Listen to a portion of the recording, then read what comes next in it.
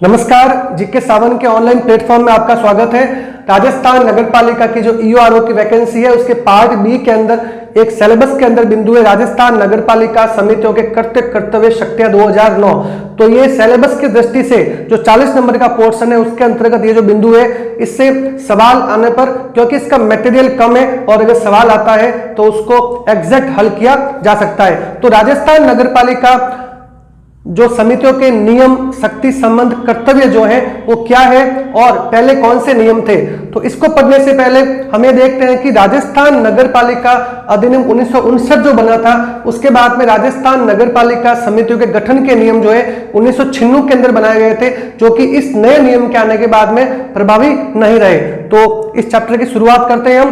तो राजस्थान नगर पालिका समितियों के कर्तव्य शक्तियों के नियम 2009 के अंदर ये बनाए गए और ये जो नियम है वो राजस्थान नगर पालिका अधिनियम 2009 की धारा 55, 61 और सपठित धारा 337 के तहत नियम बनाए गए।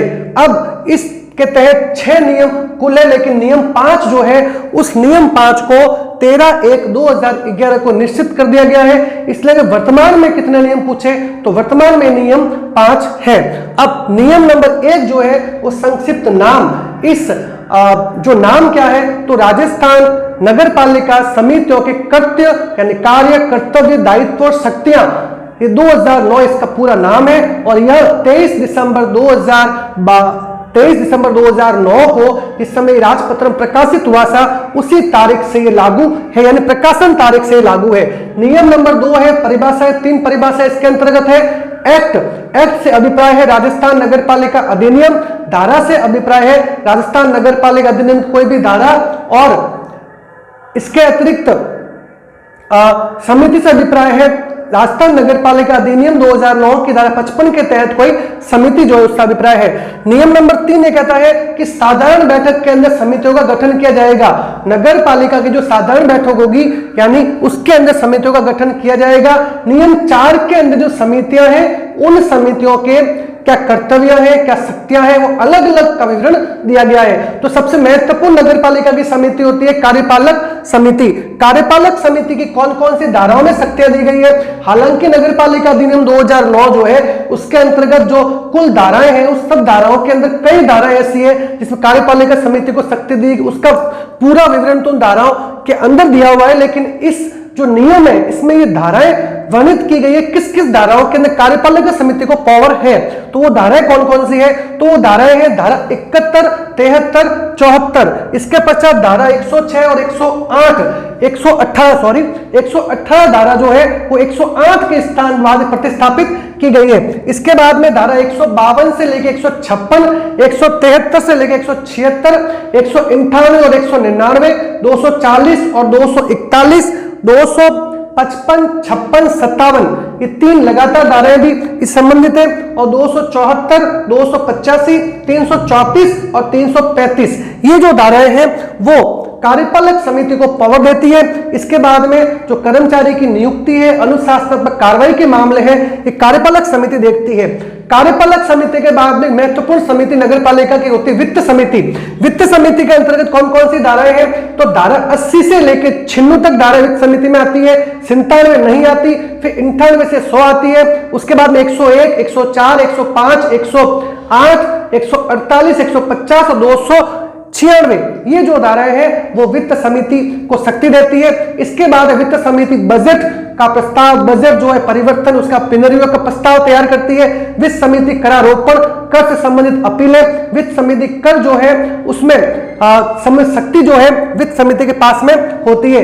इसके बाद में एक महत्वपूर्ण समिति नगर पालिका की होती है सफाई और स्वच्छता समिति, क्योंकि नगर पालिका का मूल पहले कार्य ये था, तो ये यह भी समिति सबसे महत्वपूर्ण समिति है। और स्वच्छता समिति जो है इसके अंतर्गत धाराएं इंपॉर्टेंट आती है, जैसे हम देखते हैं कि 200 के अंदर 201 के अंदर नाली की जो नियंत्रण की शक्तियां वगैरह शुरू होती है, तो 200 और 201 धारा इसको शक्ति देती है। धारा 200 और 201, इसके बाद 204 से लेकर 211, 214 से लेकर 218 और 221, 222, फिर 226 से लेकर 235 इसके बाद एक धारा 242, फिर 247 से लेकर 251, 254 और 55, फिर 257 से 71, फिर 273 से 283 धाराएं।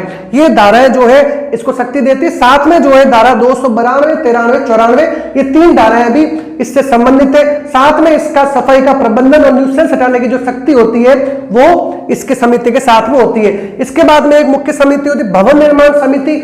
नगर पालिका क्षेत्र में किसी प्रकार का भवन का निर्माण होने पर उसका अनुज्ञा नगर पालिका के द्वारा दी जाती है, तो इसकी जो समिति होती है उसकी शक्ति जो होती है भवन निर्माण समिति कहलाती है। भवन निर्माण समिति के अंतर्गत कौन कौन सी धाराएं आती है, तो धारा 75 भवन निर्माण में आती है, 152, 53 भवन निर्माण में आती है। इसके अतिरिक्त 167 से लेकर 172, 177 से लेकर 197 धारा, 219 और 220, 236 से लेकर 239, 243 से 246 और 252, 253 और 287 से 290 ये धाराएं भी इस भवन निर्माण के अंतर्गत आती है। साथ में भवन निर्माण संबंधी शक्तियों के अंतर्गत 292, 93, 94 ये 3 धाराएं भी शामिल है। अब बात करते हैं अगली समिति जो है इस कच्ची बस्ती सुधार समिति जो है गंदी बस्तियों का सुधार करना, गंदी बस्तियों की योजनाएं बनाना, बजट आवंटन सिफारिश करना, ये इनका मुख्य कार्य होता है। अब एक मुख्य समिति इसमें और है, इसको कहते हैं नियम और उपविधि समिति। नगर पालिका के जो कुछ नियम और उप विधियां हैं उनको बनाने संबंधी और न्यायालय के वादकरण संबंधी शक्ति इसके पास प्राप्त है और इससे संबंधित धाराएं होती है 303, 339, 341 ये धाराएं इनके पास में शक्ति प्रदान करती है। इसके बाद में जो है अपराधों का समन समिति, ये 2 धाराएं 299 और 306 और ये अभियोजनवाद से संबंधित है। अपराधों का समन समझौता समिति जो होती है 299 और 306 धाराएं इसमें शामिल है। अब इस नियम 4 के अंदर एक बिंदु संख्या 8 है, वो क्या कहता है, वो ये कहता है कि राजस्थान नगर पालिका जो एक्ट है उसके धारा 55(3) के खंड 7 के अंतर्गत नगर पालिका समितियों के जो कृत्य होंगे वो नगर पालिका के द्वारा समन्वयित किए जाएंगे। साथ में स्टेट गवर्नमेंट चाहे तो उनको और भी कई प्रकार की शक्तियां प्रदान कर सकती है। इसके बाद में 8/2/2011 को इसके अंतर्गत ही एक नियम पॉइंट नीचे जोड़ा गया, 9 नंबर पॉइंट।